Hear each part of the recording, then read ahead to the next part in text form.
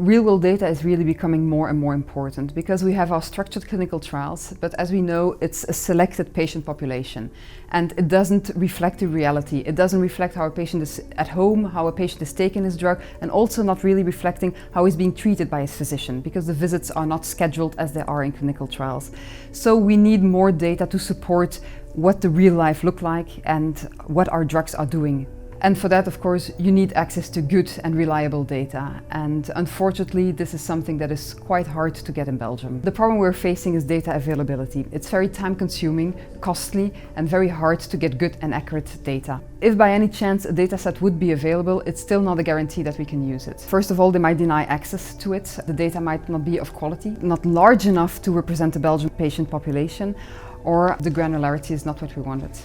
We discussed our issue with Lynxcare and they came up with the idea that OLV Aalst might be interested to participate to this type of project. When we started this collaboration between a pharmaceutical company and our department, we were able to gather this real-world data which were needed for the company to help them in the recognition or the reimbursement of their new product. It is nice to see that by joining 3 different groups, you're able to solve these problems. The most important benefit is that you can really have granularity in your data.